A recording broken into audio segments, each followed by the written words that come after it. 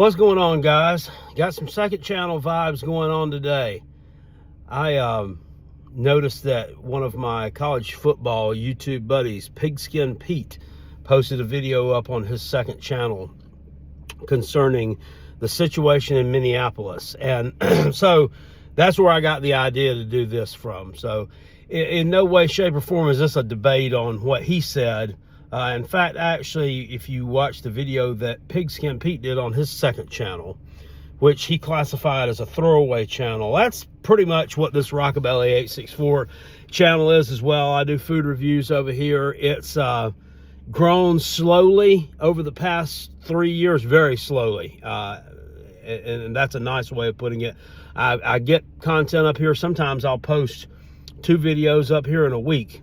Oftentimes I won't post a video up here for 8 months. It just depends on how work is going, how I'm feeling, how I'm feeling about the food review space and all that. So that's what I usually it's for. And the channel's not even monetized right now because we have enough subs, but we don't have enough watch hours in the past year. So I'm just going to go on ahead and throw this video up right here because I kind of touched on this topic on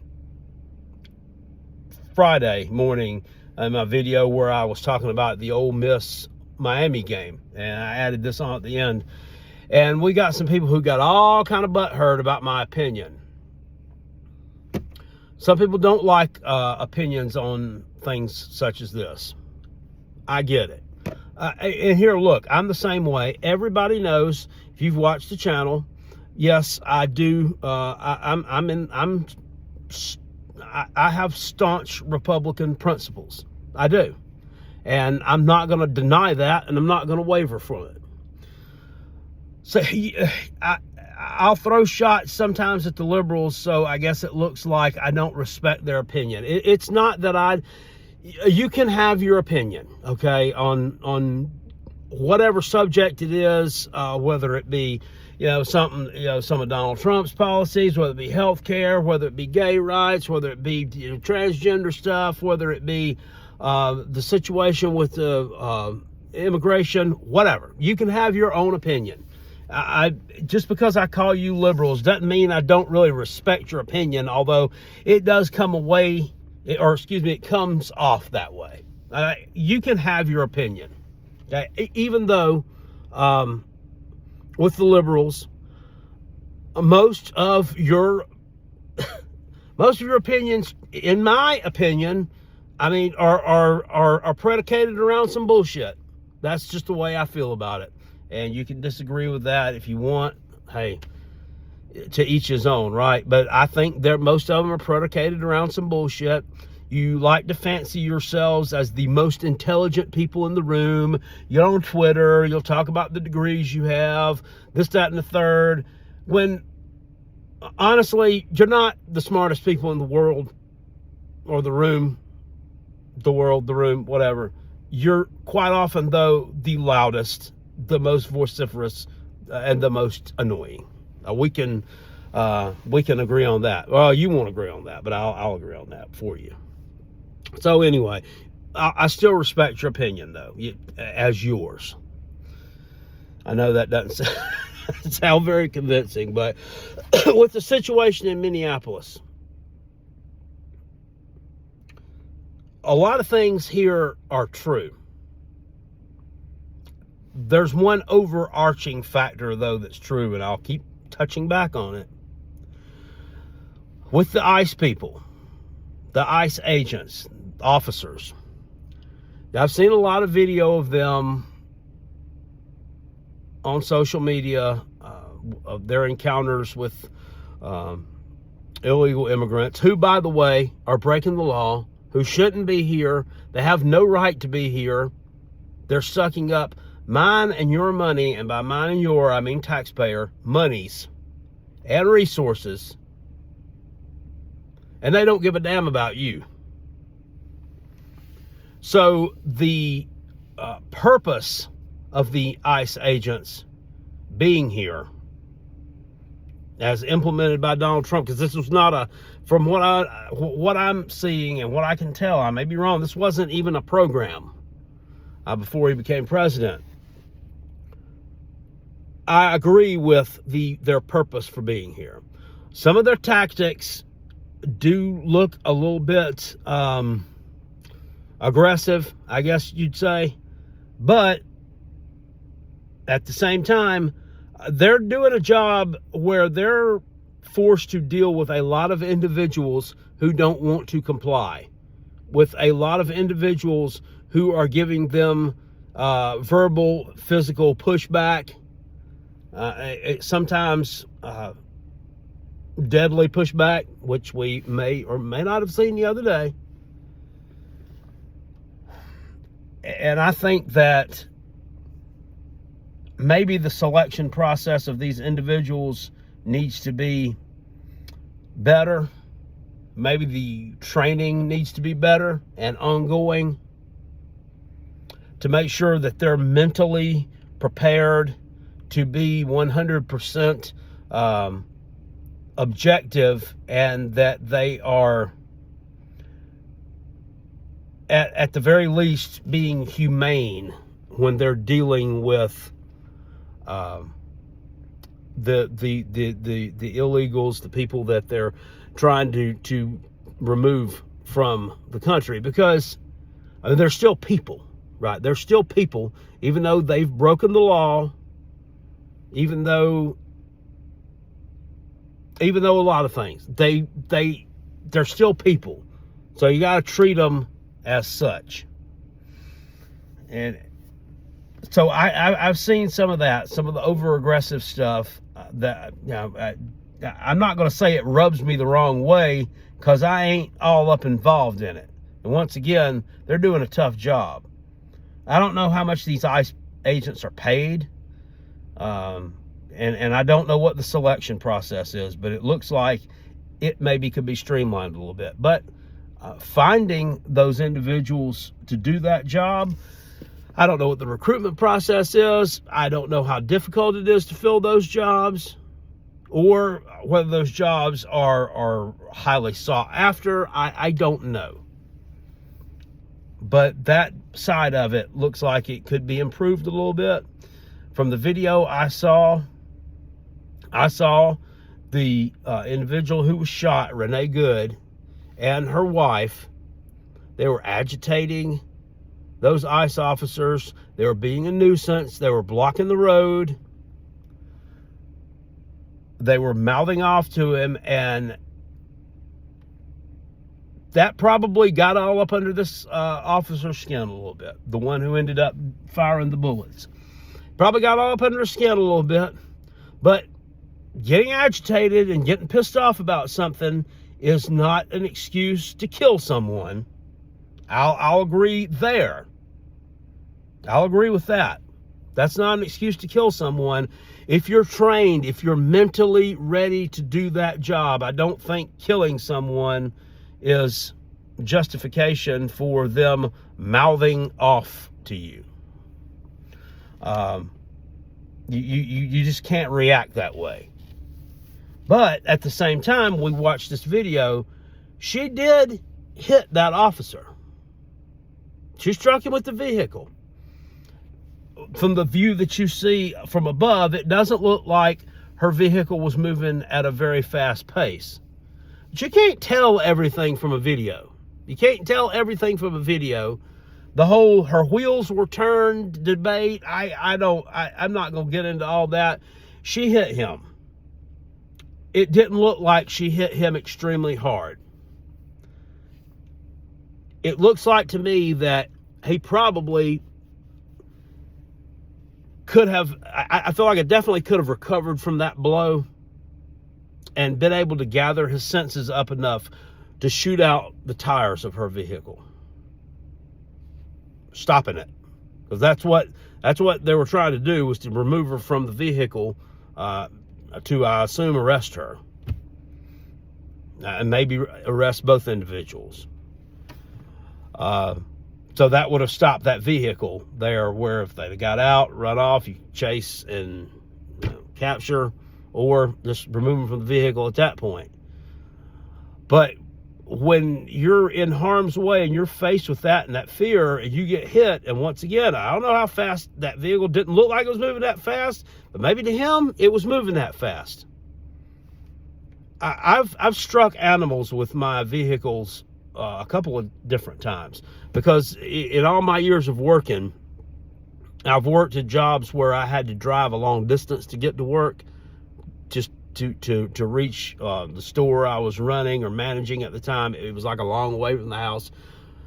Or on my route job that I have now, had the past 3 years, I just have to travel all over the place in my vehicle. And a couple of different times I've ran across animals that jumped out in front of me that I reacted to, that I potentially could have swerved and missed. But I didn't, because I kind of locked up. I locked up. And it's just like I hit them. But if you went back and watched me, if it was videoed, I probably could have swerved and avoided it. But I mean, I didn't know. The danger of all that, just, it caused me to freeze up. One of them I struck was a deer, one was a cat. I hear somebody on here in the comments, somebody say, "Here's a grown-ass man crying about killing a cat." Well, I did. I felt bad about it. I didn't even go back and look. I just knew that I hit the animal and I probably had killed it. Same thing with the deer. Deer are, they're kind of a nuisance when they get out on the road. They run across like this. They make you slam your brakes on and swerve and everything else. Thank God it's the only time I've ever done that, but I didn't like it. But I froze up. And this is the same thing with this guy. In my mind, I don't know what he was seeing. I don't know how he reacted to that. And I don't know that he didn't freeze up in that regard and just panic and shoot. And it can be justified as self-defense because you struck him with your vehicle. There's a lot of moving parts to this story. There's a lot going on here. And in him freezing up in that moment and possibly making the wrong decision, where which everybody is saying he should have got out of the way. I don't know and understand why I haven't seen anybody mention him shooting the tires out. I mean, maybe that's putting other people in danger too, but I mean, it's definitely not putting anybody as in much danger as it is shooting them in the face, or the head, and killing them. There's a lot of moving parts here. There's a lot to unpack here, but here's the overarching thing. They were in a place where they didn't have any business being. And that's my whole point. They were in a spot where they had no business being. None. None whatsoever. You shouldn't have been out there. Let's not even mention the fact that it was freezing ass cold, snow and ice all over the ground. You're in a city that's probably located right smack down in the middle of the coldest state, probably in the damn continental United States, if we're being honest. If not, it's one of the damn top 5. For no reason, during the middle of the or late part of the morning. I mean, what are you doing? I mean, like with me, I'm just speaking for myself, and I think I probably speak for a lot of people. I wouldn't even know how to engage in something like that. We don't have those kind of issues here in the upstate of South Carolina, not yet anyway. They do have some protests and things that go on here, which that's their right to go out and do if they want to protest. But largely, like the whole, violence type thing, that's my default. I don't know what that, it always does it for like 2 seconds and it'll stop. That type thing, we really don't see a lot of that here. But I wouldn't even know how to participate in something like that if I wanted to. Second of all, I got bills to pay. I got money to make. I got stacks I need to make, and I'm trying to fill a bag. That's what I'm doing during the day. During the day, in the middle of the day, at 11 something in the morning. And maybe if there were more people out there who were, taking advantage of their resources and trying to fill a bag and trying to get out and make some money, which I understand that apparently she was a paid agitator. That's what they're saying online. I'm not going to take that as 100% fact because I don't know that that's been confirmed or denied. Somebody can let me know if that's been confirmed or denied. Then okay, maybe she was trying to fill a bag, but she's trying to fill it in the wrong way. Point is, there's not enough people out working and trying to make an honest living and do the right things in this country, in this world right now. And I agree that her death needs to be mourned. It needs to be a lesson. And it was not a good thing. It was not a good thing that a fellow American died. That was not a good thing. But when I talk about that, I say learning lessons about being places you shouldn't be. We can throw it all back on the ICE people and their poor training, and maybe he overreacted, and maybe he wasn't mentally fit to do that job. And I'm not saying he was or he wasn't, but it's possible we can keep throwing it all back on that. But the overarching thing I'm getting to is you were somewhere you shouldn't have been. You put yourself in harm's way. And unfortunately, you ended up paying the ultimate price for that. You can feel free to discuss that amongst yourselves, or you can discuss it with me. I put this a little bit, but I delved into this a little bit on my channel the other day, and in my Carolina Jackpot channel, but that's my college football channel. I will slip into politics over there from time to time, but I'm telling you, I am never, ever doing it again. I'm never doing it again. It's either going to be me talking about my Gamecocks, it's going to be me talking about other teams, it's going to be me talking about maybe college basketball, college baseball when it gets that time. It'd be talking about the draft, it'd be talking about NFL, Major League Baseball, whatever. It's going to be sports related. This over here will be where I talk about things like this, or I will do my food content here. But I'm not doing that on my Carolina Jackpot channel ever again, because I've worked hard on those videos. I've got almost 15,000 subscribers. I've been on YouTube for 13 years. And some asshole wanted to come on there last night and throw me some kind of body shot that you only been on here for 13 years. And Sports Talk Jay has been around for 2 years and he's got 40,000 subscribers. Okay, that's great for Sports Talk Jay. And if you don't know who Sports Talk Jay is, he's a YouTuber. He does mostly Tennessee Volunteers content, but he talks about a lot of other college sports topics as well. He's a really good YouTuber, really popular. He hasn't been on the scene long. He's been on it longer than 2 years, though. At one point in time, I kind of didn't like him very much because he was kind of going all in on my South Carolina Gamecocks over a rumor that was out there that was started on a Tennessee message board years ago and then blew up about South Carolina receiving signals from former Michigan analyst / staffer Connor Stallions that were going to be what the plays Tennessee was going to run, and we ended up upsetting them, scoring a ton of points against them in 2022 and potentially knocking them out of a chance to go to the college football playoff. And he doubled down on that and grinded and grinded and grinded and grinded on it to where I got to where I honestly didn't like the guy. But then we had a debate about that subject and got to talking to him in the after debate, and I realized he's not a bad guy. And he puts out good content, but this clown was just trying to get under my skin, thinking that's going to agitate me. Well, here's the thing. Sports Jay does his thing full time. He does it full time. I don't do mine full time. I do it in my spare time. And unfortunately, as many hours as I work out here grinding on my route job, trying to fill a bag, I don't have the spare time that I would like to have. And I've reached 51 years old. So in the evenings, man, I might be up for 2 hours sometimes, and then I'm out like a light. I guess that's from getting older. You're just not able to hang late in the evening, work on projects and things that you would like to do. You eat, then you sit down and decompress and kind of watch some television. And unfortunately, it just doesn't leave you a lot of time to do any of the stuff that you'd like to do. If you want to do YouTube videos and make them successful, you have to some degree, edit, kind of re-upload, kind of watch them back, kind of look at some stuff, from different points of view, maybe take some stuff out, add some stuff in, put some captions in, put some graphics in there, make really good thumbnails. I don't have time to do that stuff.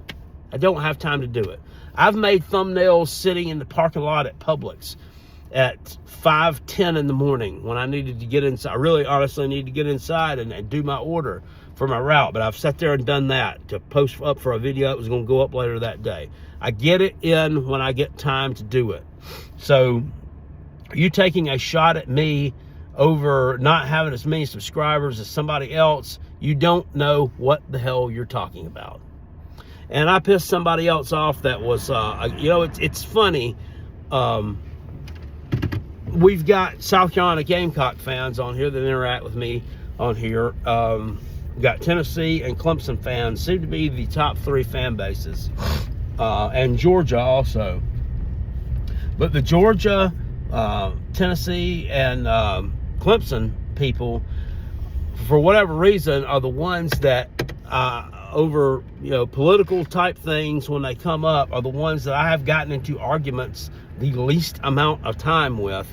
But the South Carolina fans are some of the ones I've gotten into it the most with.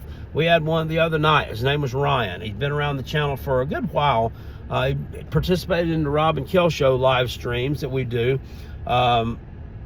He's made, some points on there that were good. He also made some points. He kind of, said some little smart ass things every now and again. I had to kind of punk him down a little bit and put him in his place on the live show. And he got all kind of mad about that the other morning, and he decided he was going to unsubscribe from the channel. But on the way out the door, he had to keep re-editing his comment to make sure that I saw it, and adding other stuff to it, and throwing something in there about Sports Talk Jay being professional, because he thought that'd get under my skin, and tell me something about, well, you got drunk on YouTube, and your pants fell down, you showed your rear end, thinking that's going to get under my skin. Yeah, well, I did it. After South Carolina lost Texas A&M, I leg dropped the TV that I broke. I'll go on ahead and freely admit it. I did that. I did it. And I don't care. I'd probably do it again. If your team lost a 30-point lead in the third quarter and lost the damn game, you'd be pissed off and ready to probably break 2 televisions. The pants falling down part was just a damn side effect that I didn't plan for. Maybe I should have wore a belt before I decided to break a TV, but guess what? I didn't know my team was going to give up a lead. So you can, try to go back and find shade on things in the past that I've done that might not have been the greatest. But, people like him are not people who are helping my channel out. They're not helping this channel out. You're probably the type of person who's not hitting the thumbs up on the videos. You ain't sharing the videos. You ain't hyping the videos. You're not being a good, in my opinion, subscriber to the channel. That's just the way I feel about it. You're not obligated to hit thumbs up on anything. If you just come over here and watch them, that is good enough. I'm not saying that I don't appreciate people who come and watch, but I appreciate the ones who hype the videos, they like the videos, and they share them, because that helps get the content out for me as an influencer and a content creator. That helps me out a lot.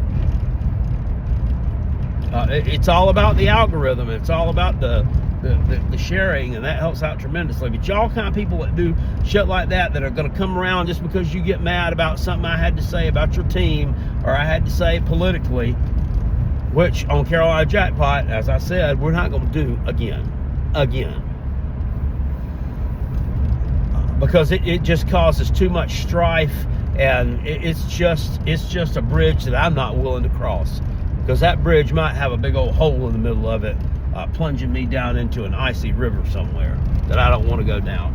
And despite what you think about the number of subs that I've got on my channel after 13 years, Mr. Whatever your damn name was that I was getting into it with last night, I've got more than you do. And I looked at your channel, and you had about 6 short videos that were on there that were made by AI. Okay? AI. The only thing Carolina Jackpot used AI for around here was to make some funny thumbnails of me in a Clemson gear and Lenore Sellers wearing a Clemson jersey. That's about the extent of what I use AI for. I think that's good. I don't think it's garbage. I think it's a good thing. in certain contexts and being used in a certain way to make things more streamlined in our country, to make things better. Because y'all young people, y'all don't understand, with this AI, you got a lot of things that are roboticized now. The work that you do at whatever job you do, whatever the roots of that job were back in the day, back when I was coming up, when I first started working in the 90s, throughout the early 90s, and then into the 2000s, I'd say probably pre-2010, I'll tell you what, physical labor at a lot of these jobs was a lot harder than what it is right now. It was a lot harder than what it is right now. Y'all got it easy. A lot of y'all got it easy in a lot of these jobs right now. But yet you still don't want to work them. You still want to find a reason to whine and complain about not having to go to work. Woe is me. Well, it's a privilege for you to be able to go out and work.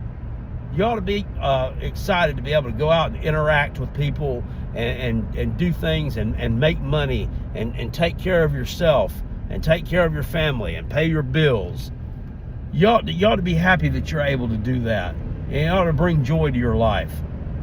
You know, not sitting around moping and complaining and finding every excuse to get out of work and mooch off of somebody else.